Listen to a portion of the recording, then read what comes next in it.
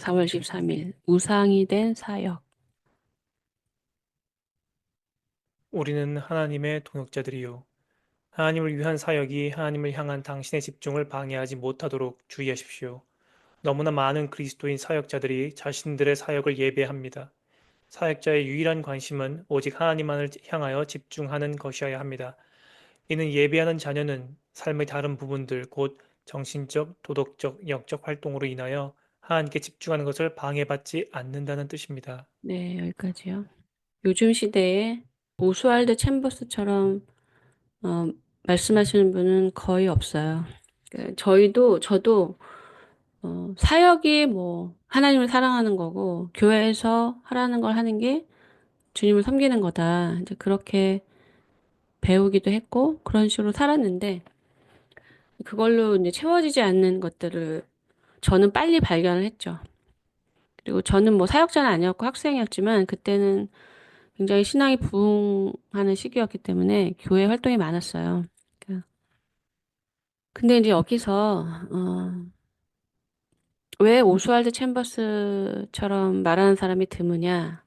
그 오스왈드 챔버스에 대해서 이렇게 찾아보시면 이분만큼 하나님과의 인격적이고 친밀한 관계를 가진 사람이 드물어요. 요즘 시대에. 그러니까 1900년대 초분이니까. 그러니까 사람들이 이제 하나님과의 관계라는 것이 영적인 생명이거든요. 근데 이것이 왜 챔버스 같은 방향으로 가지 못하느냐? 그러니까 이건 제 생각인데 그냥 인간에게 있는 종교성이 그 하나님과의 관계를 통해서 생명을 얻고 그분과 관계하기 위해서 우리가 그분과 관계할 수 있는 사람으로 만들어져 가는 그 방향으로 가기보다는 그 종교성으로 빠진다는 거죠. 그 지금 제가 50살이 넘은 상황에서 이걸 또 말씀드리자면, 그 종교적으로 빠진다는 거는 굉장히 육체적이라는 거예요. 종교성이라는 건. 왜냐하면 종교적인 행위가 인간의 영혼을 만족시킬 수가 없거든요. 그러니까 영적인 갈망과 배고픔을 느끼는 사람은 종교적이지 않아야 더. 그래서 오히려 비난받아요. 믿음이 없다고. 그러니까 진짜 슬픈 사실은 요즘은 굉장히 종교적인 사람들이 신앙이 좋다는 평가를 받으며 교회에 존재하고 있으니까 교회가 생명에서 떨어져서 굉장히 형식적이고 종교화되어 있다는 거죠. 그러면 왜 사람들은 이런 식으로 가게 될까? 그냥 사람들은 인간이 우리가 지금 배우고 있는 책이 워드 이즈 휴먼이라는 책이 육은 안 변한다라는 그걸 이제 바탕으로 하고 있잖아요. 그 책은 로마서 7장과 8장에 대한 내용이거든요. 그러면 어떤 이 신앙의 메시지를 제대로 듣고 육체를 어떻게 복종시키는 훈련을 해야 된다라는 메시지를 인도하고 배우고 따르지 않는 이상 우리는 계속적으로 육의 지배를 받는 거예요. 그러니까 제가 아주 예전에 그 자기 고백적 고백인데 목사님이 설교하면서 자기를 구원하지 말라. 그러니까 목사님이셨어요. 그러니까 왜 이런 말 하냐면 설교를 잘해서 사람들이 막 은혜 받았다 그러고 막 눈물 흘리고 박수 치고 그러면 너무 좋은 거예요. 물론 겉으로는 아, 주님을 위해서 열심히 일했다. 내가 주님의 신실한 종이다. 뭐 이렇게 하고 싶으시겠죠. 근데 실제로는 내 눈앞에서 설교를 듣고 있는 사람이 졸지 않기를 원하고, 물론 삶이 변화되는 것까지 원하지만 그거는 굉장히 어려운 일이고, 실제로 제가 이제 이 길을 와보니까 정말 하나님의 종은 사람들한테 이해받기가 힘들어요. 그 사람을 이해하기 위해서는 그 길을 따라와야지만 이해할 수 있어요. 그러면 하나님을 이제 만난 사람을 오지 않으면 이해할 수 없는 길로 이끄는데 그게 자연적으로 된다면 뭐 핍박이 없겠지만 그러면 인간이 이제 영으로만 충만하고 육이 없다는 거겠죠. 그러니까 이제까지 살아왔던 삶의 틀, 뭐, 세계관, 뭐, 조상의 유전, 뭐, 아시아든, 뭐, 서구든 자신들의 문화, 이런 것들이 계속적으로 깨져 나가야 되는데, 그걸 고스란히 간직하고 종교 생활만 하게 되기 때문에, 그러니까 이 말씀은 뭐냐면 이것들을 깨뜨려 가면서 기독교적 세계관으로 만들어져 가는 게 우리가 하나님의 형상으로 이제 만들어져 가는 건데, 이건 뭐 어렵고 힘들고 안 하고 싶고. 그냥 편하게 편하게 하다 보면 하나님과의 관계는 멀어진 상태로 고갈되니까 이것을 사람으로부터 구원을 얻으려고 하는 거예요. 자신의 필요를 사람으로부터 채우려고 하는 거예요. 우리가 다 사람들한테 인정을 받고 싶고 칭찬을 듣고 싶고 뭐 그것에 합당한 사람이 되고 싶죠. 아주 목말라서 굉장히 그렇게 하고 싶은 사람도 있고 그냥 열심히 하다 보니까 좀 나도 어느 정도 했다는 인정을 받고 싶은 건 뭐 인지상정이에요. 그런데 문제는 신앙은 그런 것에 속한 게 아니라는 거예요. 신앙은 그 인간을 지으신 분께 접속이 되는 거거든요. 그러니까 하나님은 굉장한 생명의 에너지신데 이렇게 말하면 또 안 되죠. 굉장히 어떤 인격적 존재이신데 파워나 힘이 아니라 뭐 그것도 갖고 계시긴 하지만 인격적 존재이시기 때문에 우리가 그분과 접속되기 위해서는 인격적인 접근이 돼야 돼요. 그냥 막 내가 힘으로 뭐 밀어붙인다든지 종교적으로 뭐 40일 금식한다든지 이렇게 되는 게 아니라 하나님의 마음에 합당한 그분의 뜻을 헤아리고 하나님이 원하시는 걸 따르려는 하나님을 하나님으로 인정하는 하나님의 계명을 존중하는 먼저 이런 것들이 이렇게 세팅이 된 다음에 관계적인 신뢰로 이렇게 따라가야 되는 이렇게 돼야 되는 거거든요. 그러니까 요것이 된 사람들의 어떤 굉장한 축복이라 그럴까? 그거는 뭐냐면 우리가 믿음으로 이 코드를 그분께 꼽기만 하면 그 생명이 나를 통해 흘러나온다는 거예요. 하나님께 속한. 이것이 가능하게 된 이유가 예수님 때문이에요. 왜냐하면 우리는 그 굉장하신 분에게 접근할 수가 없는 존재인데 예수님께서 하나님과 인간 사이에 그 벽을 허무셨기 때문에 누구든지 예수 그리스도의 공로를 의지하면 나에게 올 수 있다. 예수님의 공로를 의지한다는 것은 내가 하나님께 직접 나아갈 수 없는 죄인이고 나는 예수 그리스도의 공로를 통해서만 나갈 수 있다는 걸 인정하고 그런데 이런 사람이 교만하면서 교만하게 내가 뭔가를 했으니까 나는 이렇게 나갈 수 있지. 너는 안 했으니까 못 나가지. 이 생각하고 안 맞는 생각이에요, 이거는. 그러니까 제대로 된 신앙의 길, 하나님을 제대로 아는 사람의 특징은 겸손이거든요. 원래 사람이 성품이 좋고 착해서가 아니라 그분을 알아가면 겸손해질 수밖에 없어요. 우리는 구원을 받은 이후에 어떻게든지 하나님을 아는 지식을 획득해서 어떻게 하면 영적인 방향으로 가지 못하게 만드는 이 육의 전쟁을 뚫고 콘센트를 그분께 꽂아서 신의 성품에 충만한 하나님께 속한 그 풍성한 은혜와 능력을 예수 그리스도를 통해서 받을 수 있느냐. 네, 이것이 기독교인데 이것은 외면되고 이것으로 채워지지 않으니까 계속 세상에서 자기를 채웠던 방법을 반복한다는 거죠. 네, 반복하고 있어요. 굉장히 어려운 일이에요, 이거. 네, 읽어주세요. 그러나 마음이 변덕스러운 자녀들은 그렇지 않습니다. 하나님을 향하여 그 마음이 집중되지 않은 자녀의 특징은 못가지 일에 묻히게 됩니다. 육체적으로, 정신적으로, 영적으로 여유가 없습니다. 결과적으로 탈진하여 쓰러집니다. 자유함이 없고 삶의 기쁨이 없으며 신경과 생각과 마음이 너무나 무거워서 하나님의 축복이 그 사람에게 임할 수 없습니다. 그러나 그 반대편에 설 때는, 즉 우리의 모든 마음이 다시 한번 하나님께만 모아질 때는 우리의 삶의 모든 부분에서 자유함을 누리게 되고 하나님의 다스림만이 남게 됩니다. 네, 일단 요 문장을 저희 공동체적인 문법으로 말씀드리자면 이렇게 많은 사람들이 일에 치이고 기본적으로 교회 공동체에서 사람한테 상처를 많이 받거든요. 그러니까 제가 알려드린 대로 어, 이, 이 땅에서 기독교인은 절대 편하게 살 수가 없어요. 하나님이 우리를 편하게 만드시지 않아요. 왜냐하면 하나님은 조금이라도 더 우리를 만들고 싶어 하시기 때문에 우리에게 더 영원한 그 유산을 주시기 위해서 그 유산을 붙들 수 있는 하나님의 복을 담을 수 있는 그릇으로 이 유한한 시간에서 더 만들고 싶으시기 때문에 육체적으로 편안하게 아무런 발전이 없는 그런 삶을 이끄시지 않습니다. 그러니까 이런 관점은 하나님에 대한 신뢰가 있는 사람이에요. 그런데 예수님을 믿고 목적 자체가 자기가 되면은 하나님이 뭘 원하시는지 관심도 없어요. 자기 멋대로 열심히 하고 뭐 자기가 원하는 결과를 주지 않는다고 또 불평하고 그냥 이것의 반복이에요. 지금 저 문장이 여기 한 일곱 문장까지 왔는데 신앙생활 하시고 거의 한 4, 50년을 이렇게 보내요. 그냥 자기의 에너지가 다 써질 때까지 하나님에 대해서 관심이 없어요. 이걸 어떻게 아실 수 있냐면 여러분들이 다른 사람들과 맺는 관계를 보시면 돼요. 50년, 40년 살아도 상대방에 대해서 전혀 알지 못해요. 관심이 없으니까. 그래서 제가 느낀 게 뭐냐면 먼저 인간의 인간적인 게 회복이 된다. 인간으로서 살아야 되는 그 도리에 대한 회복이 되지 않고 깨어진 가정에서 각자 도생, 남에게 뭐 가족도 남처럼 그렇게 살아왔던 사람이 그것이 잘못된 문법이고 그것들을 관심과 뭐 존중과 공동체를 만들어가는 것으로 회복하지 않는 이상 열심히 하는 건 다 또 각자 도생이 되는 거예요. 네.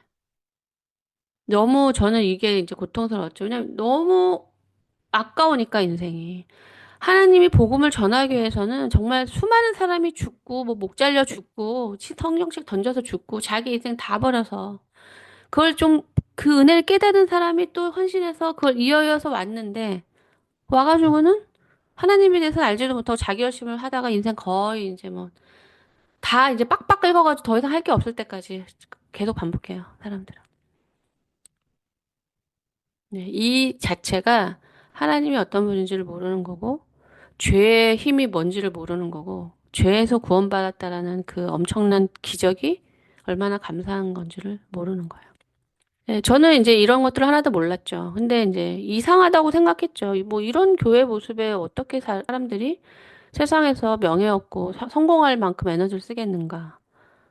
네, 그런 생각을 많이 했었어요. 그런데 이제 여러 가지 문제가 있었지만 가장 중요한 것은 복음을 제대로 전달하는 거. 그게 없기 때문에 이런 문제가 반복된다. 그래서 저는 또 한마디라도 제대로 말해야겠다. 이렇게 생각을 하게 된 거고. 아무리 말해도 안 되죠. 한 사람에도 세워야겠다. 또 그래서 한 사람을 하게 된 거예요. 많이 말한다고 되는 게 아니고, 많은 사람한테 한다고 되는 게 아니에요. 그러니까 제 생각에는 이 하나님의 진리가 옳다고 믿는 사람이 죽기 살기로 그 가치관대로 혼자라도 살아야 돼요. 그래야지만 기본적으로 그 사람에게는 그래도 성령이 역사하실 수 있으니까. 그걸 지키려고 하는 사람에게. 그러니까 남한테 뭐 어떻게 하기 이전에 내 안에 성령께서 나를 주장하시게 해야 내가 뭘 하는 것도 성령의 능력이 들어가지. 뭐, 많은 일을, 되지도 않는 일을 뭐, 이 문제 저 문제만 보인다고 말하고 해결하려고 해봤자 성령이 역사하지 않는 일은 영적인 그 전쟁터에 있기 때문에 안 돼요. 성령이 없이는 마귀를 이길 수가 없어요. 네. 사역을 위한 부담이 우리에게 있을 수 없습니다. 우리가 지녀야 하는 유일한 부담은 오직 하나님과 가장 깊은 살아있는 관계를 유지하는 것입니다. 네, 잠깐만요.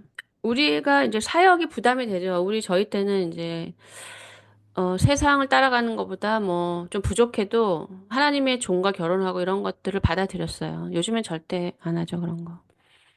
왜냐면 힘들다고 느끼니까. 편하게 살지. 왜 목사 사모돼서 힘들게 고생하냐. 이런 식의 얘기가 많았죠. 근데 이제 문제는 우리가 하나님을 따라가면 힘든 건 사실이에요. 하지만 거기서 이제 가능성이라는 게 생기기 시작하는 거죠. 하나님이 나를 만들어 가실 수 있는. 왜 이게 확실성이 아니라 가능성이냐면 인간이 항상 두 마음을 품거든요. 항상 하나님이 하시는 것에 온전히 마음을 집중해서 그분이 나를 만드실 것에 온 전심을 다 기울여야 되는데 이거는 믿음을 가져야 되니까 항상 자기 뜻을 또 이렇게 챙겨놔요. 자기가 이제 손해보지 않을 것을. 예. 그러니까 이 믿음이 위기에 처했을 때 자기가 살아남을 수 있는 국리를 해 놓는 거죠. 그러니까 하나님과 관계하시려면 믿음이 없이는 절대로 역사가 되지 않아요. 아무리 믿음을 갖는 게 어려워도 저의 믿음 없음을 도와주셔서 이렇게 해야지 믿을 수 없다, 저분은. 혹시 나를 배신할 수 있으니까 내가 딴 주머니를 차야겠다. 이런 식으로는 절대 영적인 문이 열리지 않아요. 그러니까 사역을 한다고 해도 힘들고, 하나님께서 어떤 섭리를 통해서 많은 사람들이 나를 힘들게 하는 것에 둘러싸이고, 그렇다고 해도 하나님과 동행했던 다윗이나 요셉은 망가지지 않았어요. 고생은 했죠. 하지만 그 사람이 하나님이 그들과 동행하셨기 때문에 그 사람들은 그들이 있는 자리에 사람들이 알아봤어요. 그 사람들이 하나님과 함께 한다는 걸. 그 하나님이 능력이 있으신데 왜 그런 고생을 하게 하시나? 그게 이제 섭리인 거죠. 악인들이 그 사람들을 어려운 상황에 몰아넣을지라도 하나님은 인간의 그 인류의 삶에 마음대로 간섭하시지 않고 인간의 뜻을 바꾸시지 않아요. 하지만 그 안에서도 하나님이 원하시는 것을 이루어 가시는 거죠. 그거는 이제 육을 다뤄주시고 더 믿음을 더 주시죠. 어려운 가운데서 하나님이 자신과 동행하고 이끌어 가시는 것을 훨씬 더 깊이 경험할 수 있기 때문에. 그런데 이렇게 하나님하고는 온전한 마음으로만 관계가 되는데, 뭐 믿지 않는 사람이 두 마음, 세 마음 품는 사람은 하나님 같은 분하고 관계가 안 되죠. 예. 사람들도 마찬가지예요. 믿지 않는데 나도 안 믿어라고 말은 안 해도 속으로 안 믿는다는 게 보여지는데 그 사람한테 어떤 사람이 진실하게 얘기를 하고 뭐 귀한 걸 나누고 비밀을 꼭 지켜줘야 되는 비밀을 나누겠습니까? 그냥 이제 노닥거리는 얘기나 하는 것이죠. 네, 어떤 일도 하나님과 동행하는 사람은 아무리 어려운 일이라도 그분이 나를 이끌어 가신다라는 이 믿음으로 따라간다는 생각하는 거지. 내가 그 일을 한다고 생각하지 않기 때문에 용감해요. 왜냐면 그 믿음이 하나님이 나와 함께 하신다는 것에 대한 믿음이니까. 근데 하나님과 관계가 뭔가의 죄로 인해서 틀어지면 그 부담이 막 이제 나에게 주어지니까 마음을 전혀 지킬 수가 없어요. 여기 있잖아요. 우리가 지녀야 하는 유일한 부담은 하나님과 살아있는 생명의 관계를 유지하는 거. 그래서 하나님의 관점으로 내가 처한 상황을 해석해낼 수 있는 그 도움을 받는 거죠. 이거는 그 마인드 컨트롤 되는 게 아니에요. 처음에는 제가 이런 거를 잘 몰라서 생각해 보라고 막 가르쳤어요. 생각을 좀 바꿔보라고. 근데 깊이 이제 경험해 보니까 이건 바꾸는 게 아니라 성령이 오시면 원래 생각했던 것과 다른 생각을 주시는 거예요. 이해할 수 있는. 이 상황을 하나님의 관점으로 해석할 수 있는 그런 생각을 주신다는 걸 제가 알게 됐어요. 네. 그러므로 주님과 동행하는 것을 막는 그 어떤 것도 허락하지 마십시오. 죄 씻음을 받은 후의 자유함은 주의 자녀들이 누리는 자유함으로써 삶을 짓누르던 모든 것들로부터의 자유함입니다. 그러나 잊지 말아야 할 한 가지는 우리는 오직 한 가지를 위하여 자유하다는 사실인데 철저하게 주님의 동역자로 헌신하는 것입니다. 네. 근데 이 오스왈 챔버스의 오늘 이 말씀은 현실적이지 않아요. 거의 이제 사역자들한테 이런 걸 말하면 듣기는 좋은데 불가능하다. 이렇게 말할 거예요. 그래서 저는 그 사역을 길로 들어가지 않았어요. 왜냐면 저는 일하는 걸 원하는 게 아니라 하나님을 알고 싶었기 때문에. 하지만 그 과정이 정말 쉽지 않았어요. 하나님과의 관계를 놓치고 싶지 않았기 때문에 많은 거를 내려놓게 되는 거죠. 뭐 제가 제대로 대접을 받는다든지 평가받는 것도 없고 아무리 진심으로 최선을 다해도 알아줌이 없고 네, 그냥 그 길을 갈 수밖에 없어요. 그게 예수님이 그냥 가신 길이고 뭐 인간적으로 그걸 제가 뭐 원했다고 할 수는 없지만 이 길이 그런 길이기 때문에 많은 사람들이 현실적이지 않다. 근데 현실적인 건 그럼 뭡니까? 현실적인 방법이 뭐냐고요. 생명이 없으면. 그러니까 지금 우리나라 수많은 그 기독교인들이 공산화되어 있잖아요. 전 정말 놀랐어요. 요즘에 TV를 보면서. 설마 했는데 그게 가능해지는 거예요. 왜냐하면 하나님과의 관계가 멀어지면 그 인본주의화가 되기 때문에 인간적으로 듣기 좋은 소리가 되거든요. 사람들이 듣기에 이해가 되는 소리. 쉽게 빠지게 되는 거예요. 그래서 이 오스왈드 챔버스도 그렇게 사셨지만 굉장히 이런 사람들이 드물어요. 그래서 제가 했던 생각은 제 생각이 아니겠지만 평신도를 세워야겠다 이렇게 생각한 거예요. 어떤 교회 단체에 들어가서는 자기가 교회를 세우는 게 낫지 거의 불가능해요. 이렇게 하는 게. 왜냐면 내가 어떤 사례비를 받으면 회사랑 똑같이 그쪽에서 나에게 뭔가를 요구하는 걸 할 수밖에 없거든요. 근데 나는 철저히 주님과 동역해야 하기 때문에 이런 거 못하겠다. 그러면 그 공동체에 있을 수가 없죠. 그러니까 이것을 지켜내려고 했던 게 저 인생의 분투고 그것의 특징이 생명을 유지하고 있다는 거예요. 하나님과의 통로가 있고 그분이 나를 통해서 말씀하실 수 있고